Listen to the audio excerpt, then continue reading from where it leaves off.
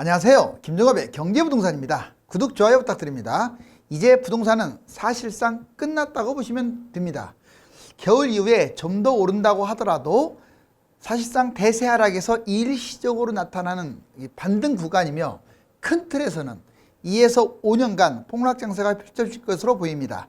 이제 서울만이 아니라 그동안 잘 나가던 경기도와 인천도 헐값 매물이 쏟아지고 있으며 대구와 세종발 지방집값 하락이 부산, 대전 등 전국으로 확대되는 모양새입니다. 그렇다면 매도자와 매수자는 각각 지금부터 어떤 전략을 짜야 할까요?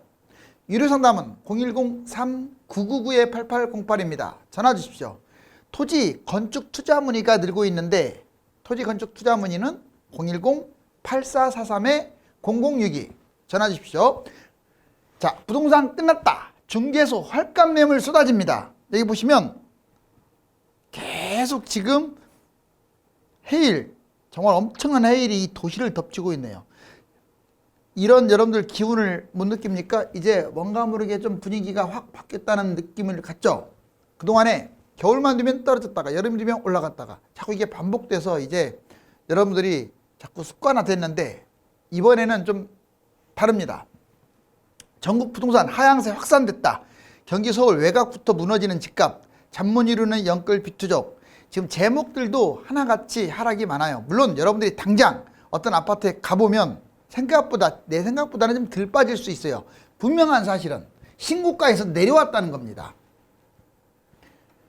전국 부동산 하향세 확산, 먼저 서울부터 25개구 모두 다 실거래가가 다 하락됐어요.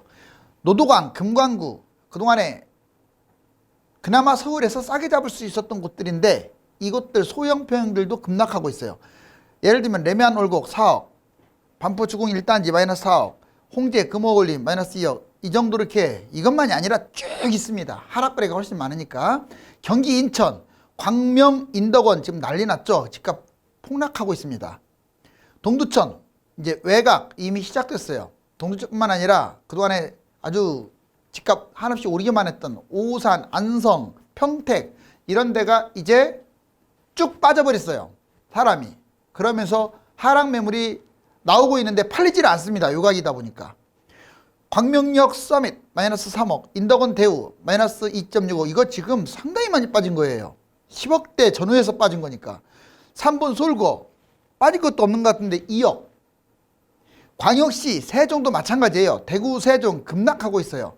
자, 여기가 지금 급락하면서 미분양 막 전환된다 보니까 광역시로 확산되고 있습니다. 예전에 세종이 폭등하면서 중원인 세종이 폭등하면서 경상도, 전라도, 충청도가 완전 난리가 나도록 폭등한 거죠. 이번에는 반대로 여기가 폭락을 하면서 확산되고 있어요. 광역시가 하락 확산되고 있고 예를 들면 가온마을 벌써 3억 빠지는 곳이 나왔습니다. 셋뜸마을도 거의 2억에 가깝게. 이편한 세상 범어 대구죠. 자, 1.4억을 필두로 지금 하락 매물들이 쏟아지고 있는데 거래가 안 돼요. 누가 살려고 하겠어요? 이제 시작입니다. 지방 도시들 상승폭이 축소되고 있어요. 거래 없이 매수가 뚝 끊겼고 상승과 하락이 혼재되는 곳들은 이제 군 단위, 10단위 별로 이제 많이 안 뛰었던 곳들 있잖아요. 싼 곳들. 거기만 해당돼요.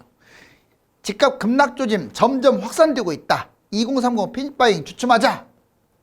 노도강, 금관구 집값도 꺾여버렸죠. 자, 집값 급락 핵심. 그렇다면 왜 이렇게 급락하고 있는 걸까요? 솔직히 여러분들이 생각했던 것보다 9월달 분위기, 이제 8, 9월달 올 여름이요. 사상 최고치였어요. 이 사상 최고치가 지금 불과 3개월밖에 안 됐는데 3개월 만에 이렇게 꺾인다는 게 진짜 힘들거든요. 그렇다고 뭐 강력한 대책이 나온 게 아니죠. 여기 보시면 2030 영끌이 감소돼서 그래요.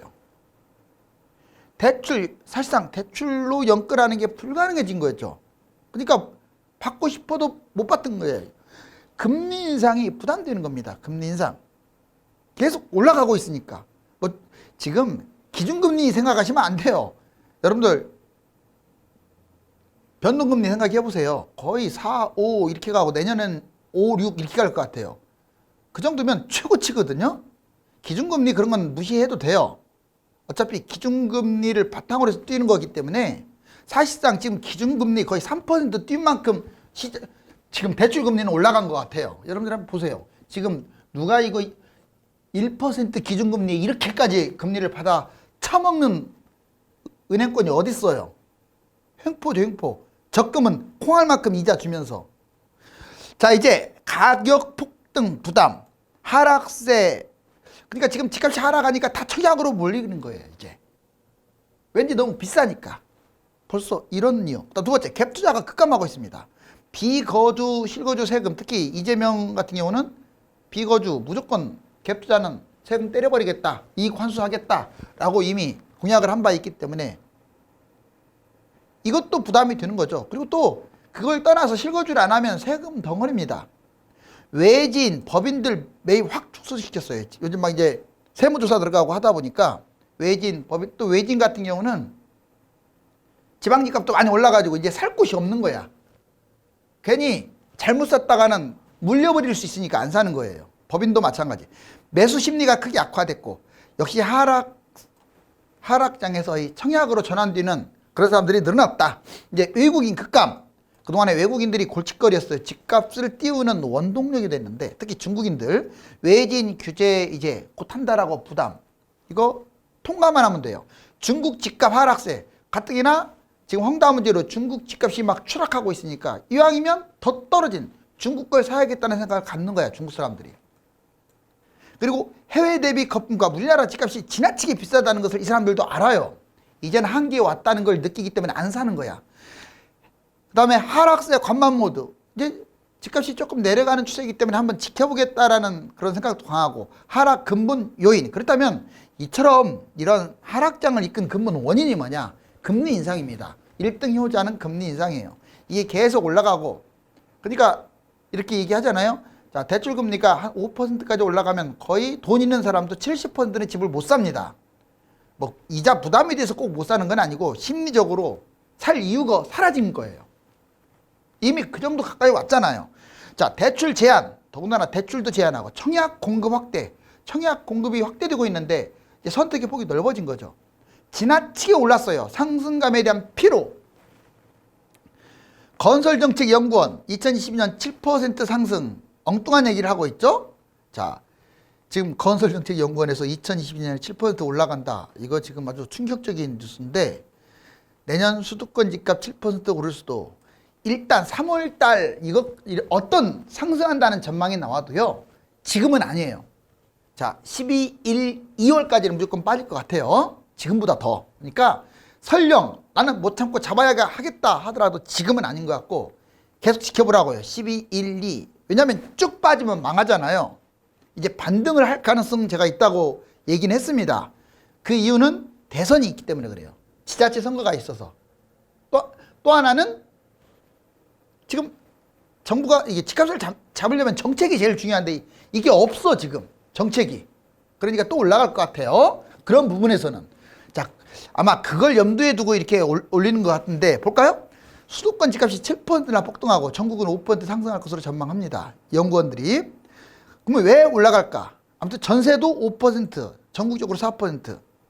전세값이 뛰면 집값도 뛰죠. 상승한 이유, 물가가 3, 4% 뛰기 때문에 물가 상승에 연동해서 집값도 뛸 수밖에 없다. 물가가 올라가면 집값 뛰는 건 맞아요. 그런데 이게 과연 이 뜻대로 될지는 모르겠어요. 왜냐? 그 전에 물가 상승률의 몇 배 뛴 집값은 생각을 안 하는 거야 지금. 우리나라가 2020년에 뛴 게 아니에요. 일부 지역만 그렇게 뛴 거지. 그 전부터 꾸준히 뛰어왔어요. 상승 이유는 물가, 그 다음에 이 코로나가 변수예요. 소비 문제도 있고. 자, 주요 전망. 이 건설정책연구원이 이처럼 말도 안 되는 전망을 내세웠는데, 자, 그러면 각각 기관들이라든가 정부라든가 일반인들 또는 전문가는 어떤 해석을 내놓고 있느냐. 안타깝지만 올라가는 것으로 말하고 있어요. 자, 정부 국토연구원 수도권 5.1, 지방 3.5% 올라간다. 기관 건산형 수도권 3.0, 전국 2.0 올라간다. 전문가하고 일반인들 보면 전문가들은 약 70%, 올라간다는 50%, 보완 및 상승이 30%, 거의 70% 돼요. 그리고 일반인도 비슷합니다. 그러면 떨어진다는 사람은 없네요. 자, 떨어진다는 사람은 없어요. 원인 문제, 상승을 하는 이유는 이거라고 그래요. 부동산 상승 심리. 지금 잠깐은 매수자가 유리할지 모르지만 이미 불안 심리가 매수자들한테 가득하고 있다. 집을 잡아주는 사람이 없다 보니까 무주 공산이고 또 올라갈 것이다 라는 그런 불안감이 매도자보다 매수자가 좀 더 많아요. 근데 이대로 몇 달만 가면 매도자가 더 세지거든요. 정말 이대로 될지 보자고요. 자, 물가가 올라가고 공급은 부족하고, 근데 입주가 부족하지 공급이 부족한 건 아니에요. 분양은 지금 역사상 최고치로 지금 나오고 있어요. 대선, 코로나 유동성 이 자금 문제가 아직도 거론되고 있고 화폐 가치는 하락하고 이런 걸 들고 있습니다. 근데 여기에 허점이 있다면 1월에서 3월 달은 하락이 확실하기 때문에 이때 심리가 꺾여버리면 쭉 빠질 수 있다는 것을 강구하고 있어요. 또 올라간다는 것은 그동안에 떨어지면 올라가고 떨어지면 올라가고 이 반복 패턴에 익숙한 전망이에요. 정책이 없는 것도 원인이죠. 그렇지만 너무 불안해하지는 마세요. 뭐 설령 내년 뛴다고 하더라도요. 이제 올해처럼 폭등할 가능성은 없습니다. 이제 사실상 대선 3월 달이잖아요. 6월 달 지자체 선거 뭐 이것저것 하게 되면은 집값이 뛰어봤자 얼마나 뛰겠어요. 그리고 그 조금 뛰는 걸 바라보고 집을 산다? 1억 바라보고 집 사다가 5억 빠집니다. 빠지는 게 문제가 아니라 7, 8년 안 팔려요. 회복도 못하고. 집값 대세 하락 시작됐다. 상승 초기. 옛날로 먼저 과거부터 보자고요. 2005년에 시작했어요. 근데 그때 투자자들은 이때 쌌잖아. 엄청나게 매수했어. 무주택자들은 무관심입니다. 항상 바닥장하고 상승 초기 때는 무관심해요. 그러니까 돈을 못 버는 거예요. 뭐 돈 버는 걸 떠나서 나중에 비싸게 집을 사는 거야. 상승 중기. 자, 2007년에 상승 한참 막 꼭지 찍고 갈 때예요. 투자자들은 유망지역 골라서 매입했고 무주택자들은 이제 거주, 실거주로만 좀 더 좀 이렇게 투자성 있는 곳으로 들어가야 하는데 무조건 실거주. 여러분들 실거주만 한번 생각하면 안 돼요. 실거주와 투자는 양면성이야. 이 두 가지가 균형을 잡혔을 때 내가 손해 안 보는 거예요. 그 다음에 2009년에 꼭지를 찍었죠. 투자자 집중적으로 이제 매도를 합니다. 근데 무주택자들은 이때서 막 집값이 너무 뛰니까 막 매수하는 거야. 자, 하락 초기 2010년에 하락 시작했어요. 투자자들은 계속 또 집중 매도 막 헐값이라도 매도해요. 왜냐면 이때 매도해야 더 그나마 비싸게 파니까. 무주택자 집중 매입했죠. 지금 매수 이게 급매로 나오니까 초기인데 무슨 놈의 급매가 얼마나 빠지겠어요. 자, 하락 중기 2011년 투자자들은 유망지역만 골라서 매입을 했어요. 근데 무주택자들은 그냥 실거주로 막 매입합니다. 이제 하락하고 있으니까. 근데 바닥장 이때 매입을 해야 하는데, 자, 투자자들은 그냥 집중적으로 매입한 거야. 근데 무주택자들은 무관심이에요. 이제 매입 안 하는 거야. 이게 또 반복됩니다. 2014년 상승 초기예요. 무주택자 무관심했는데 매입했어요. 상승 중기 2019년. 자, 이때 한참 올라갔을 때죠. 투자자들 매입했는데 무주택자들 거주로만 매입했어요. 상승 꼭지 때. 자, 투자자들 집중 매도합니다. 지금이에요. 이제 2021년이나 22년. 무주택자들 이제 막 매입하고 있잖아요. 뭐 하다못해 빌라, 오피스텔 막 매입하고 있어요. 그걸 부추기는 유튜버들도 나오고 있고. 이제 하락 초기가 올 연말부터냐 내년부터냐인데 저기 나오죠. 자, 투자자들은 매도할 텐데 무주택자 또 매입하는 사람이 또 생길 거예요. 무조건 매입하지 말라는 게 아니라 선별 잘해야 돼요. 자, 이게 역사가 시계가 돌고 돌죠. 그래서 이 두 개씩 묶어놨어요. 지금 상황과 과거의 상황을. 집값 1월, 3월 변곡점 대세하락 높다. 근데 왜 다들 올라간다고 전망을 하냐면 이게 커요. 여기 보시면 제가 파란색으로 동그라미 친 게 지금 하락했을 때예요. 이게 0이거든요. 0.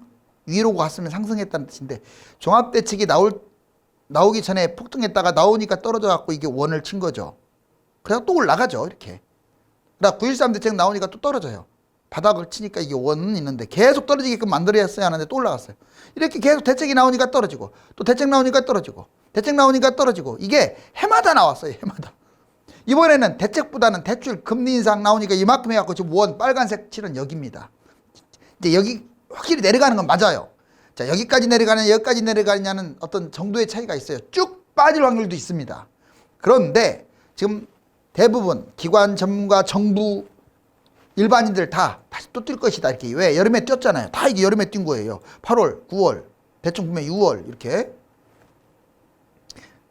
근데 그래봤자 저는 그러잖아요. 도토리 키재기일 거라고. 이렇게 떨어지든 좀 더 뛰었다가 이렇게 떨어지든 어차피 길어봤자 1년이고.